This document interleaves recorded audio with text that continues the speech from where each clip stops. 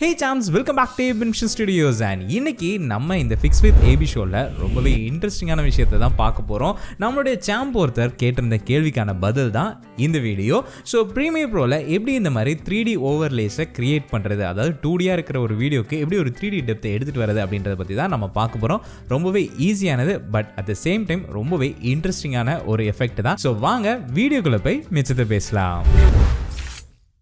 So Sam's premier ப்ரோக்குள்ளே வந்தாச்சு. So முதல் விஷயம் என்ன அப்படின்னா, உங்களுடைய ஃபுட்டேஜை நீங்கள் ரெடி பண்ணிக்கோங்க. ஃபார் எக்ஸாம்பிள் ஃபஸ்ட் லேயரில் உங்களுடைய மெயினான ஃபுட்டேஜை போட்டுக்கோங்க. ஸோ அடுத்ததான் உங்களுடைய ஃபோன்லேயோ இல்லை உங்களுடைய கம்ப்யூட்டர்லேயோ இந்த மாதிரி ஒரு ஸ்லாண்டிங்கான உங்களுடைய பேஜை வந்து உங்களுக்கு தேவைப்படுற வெப் பேஜை வந்து நீங்கள் ரெக்கார்ட் பண்ணி எடுத்துக்கோங்க. ஸோ அதுதான் ரொம்பவே முக்கியமான ஒரு ரோலை வந்து க்ரியேட் பண்ணும். அண்ட் அதை வந்துட்டு கரெக்டாக உங்களுடைய வீடியோக்கு மேலே நீங்கள் வந்து ப்ளேஸ் பண்ணிடுங்க. ஓகேங்களா, நமக்கு ஆடியோ தேவையில்லை, அதனால் அதை நான் டெலீட் பண்ணிடுறேன். ஸோ இங்கே பார்த்தீங்கன்னா நான் என்னுடைய கம்ப்யூட்டரில் நான் ரெக்கார்ட் பண்ணனால எனக்கு இந்த மாதிரி ஒரு டேரெக்ஷனில் இருக்குது. ஸோ அதை நான் முதல்ல வந்து ஃபிக்ஸ் பண்ணிக்கிறேன். எஃபெக்ட்ஸ் கண்ட்ரோலில் போயிட்டு ரொட்டேஷன் போய் 90 கொடுத்துட்டேன் அப்படின்னா எனக்கு ஃபிக்ஸ் ஆயிரும்.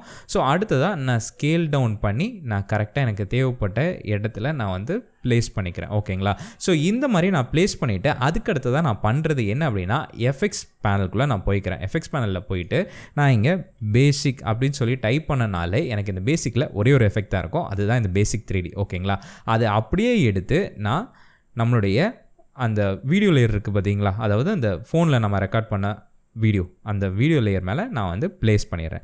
ப்ளேஸ் பண்ணோன்னா எனக்கு இங்கே எந்த ஒரு எஃபெக்ட்டுமே வராது, எந்த ஒரு டிஃப்ரென்ஸுமே வராது. ஸோ இங்கே நான் என்ன பண்ணணும் அப்படின்னா, இந்த 3 வேல்யூ இருக்குது பார்த்தீங்களா, இதை தான் நான் வந்து மாற்ற போகிறேன். ஸோ இதில் தான் நமக்கு வந்து 3D எஃபெக்ட் கிடைக்க போகுது. ஸோ ரொம்ப சிம்பிள் தான். முதல்ல இதை நான் கொஞ்சம் எக்ஸ்டெண்ட் பண்ணிக்கிறேன். ஸோ உங்களுக்கு பார்க்க வசதியாக இருக்கும். ஓகேங்க, ஸோ இப்போ இதை நான் அப்டேட் பண்ணும்போது இங்கே பார்த்தீங்கன்னா அப்படின்னா எனக்கு ஒரு மாதிரி இந்த டேரெக்ஷனில் எனக்கு ஒரு மூவ்மெண்ட் கிடைக்கும். அண்ட் அடுத்தது இந்த டில்ட்டை நான் மூவ் பண்ணும்போது எனக்கு இந்த மாதிரி ஒரு டேரெக்ஷன் கிடைக்கும். ஸோ இதை நான் பேஸ் பண்ணி தான் என்னுடைய வீடியோவில் நான் அப்டேட் பண்ணேன். ஓகேங்களா, ஸோ எனக்கு எப்படி தேவையோ அதுக்கேற்ற மாதிரி நான் அப்டேட் பண்ணிக்கிட்டேன். அண்ட் இதை வந்து நம்ம ஜூம் எஃபெக்ட் மாதிரி நமக்கு இருக்கும். ஓகேங்களா, ஸோ உங்களுக்கு எப்படி வேணுமோ நீங்கள் அதை வந்து செட் பண்ணிக்கலாம். ஸோ இந்த கீ ஃப்ரேம்ஸ், அதாவது இந்த எல்லா வேல்யூஸுமே நம்மளால் அனிமேட் பண்ணிக்க முடியும். ஸோ உங்களுக்கு எப்படி வேணுமோ நீங்கள் அதை தாராளமாக அனிமேட் பண்ணிக்கலாம். ஓகேங்களா, ஸோ இந்த மாதிரி நான் ப்ளேஸ் பண்ணிக்கிறேன். ஓகேங்க, எனக்கு இந்த மாதிரி வந்துட்டு ப்ளேஸ் ஆகிற மாதிரி இருக்கணும். ஸோ இது எப்படி நம்ம இப்போ அனிமேட் பண்ணுறதுன்னு பார்க்கலாம். ஸோ முதல் கீ ஃப்ரேம் நான் வந்து இப்படி செட் பண்ணிக்கிறேன். டிஸ்டன்ஸ் வந்து எனக்கு இப்போதைக்கு தேவையில்லை, நான் அது கீ ஃப்ரேம் வந்து க்ரியேட் பண்ணல.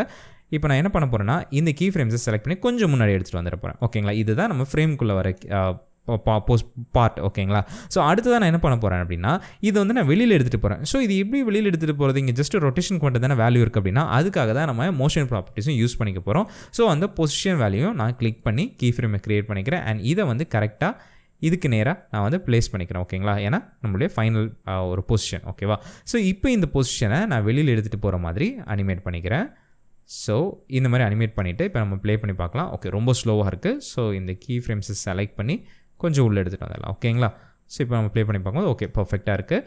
அடுத்ததான் நான் என்ன பண்ண போகிறேன்னா, இந்த ரொட்டேஷன், அதாவது இந்த நம்மளுடைய வீடியோ லேயர் வந்து லைட்டாக ஒரு ரொட்டேஷன் இருக்கணும். ஸோ அதுக்காக நான் என்ன பண்ண போகிறேன்னா, இந்த மாதிரி ப்ளேஸ் பண்ணிவிட்டு ஒரு சின்ன ஒரு மூவ்மெண்ட்டை நான் வந்து கொடுத்துக்கிறேன். ரொம்ப வேண்டாம், லைட்டாக. இப்போ நம்ம ப்ளே பண்ணி பார்க்கும்போது ஒரு சின்ன மூவ்மெண்ட் இருக்கும். ஸோ பார்க்க கொஞ்சம் நல்லாயிருக்கும். ஓகேங்களா, ஸோ அதே மாதிரி இப்போ நீங்கள் ஒரு ஸ்பெக்குலர் எஃபெக்ட் வேணும், எனக்கு கொஞ்சம் ஹைலைட்டடாக வேணும் அப்படின்னா நீங்கள் தாராளமாக இதை வந்து ஆன் பண்ணிக்கலாம். ஸோ உங்களுக்கு இந்த மாதிரி ஒரு எஃபெக்ட் கிடைக்கும். பார்க்க ரொம்பவே நல்லாயிருக்கும். ஒரு 3D கிளாஸியான ஃபீல் வந்து உங்களுக்கு கிடைக்கும். நல்லாயிருக்கும் லுக் பார்க்குறதுக்கு. ஓகேங்களா, ஸோ இந்த மாதிரி தான் என்னுடைய வீடியோவில் நான் அந்த லேயரை வந்து க்ரியேட் பண்ணிக்கிட்டேன். இதில் நீங்கள் வேணால் தாராளமாக ட்ராப் ஷேடோ கூட நீங்கள் ஆட் பண்ணிக்கலாம்.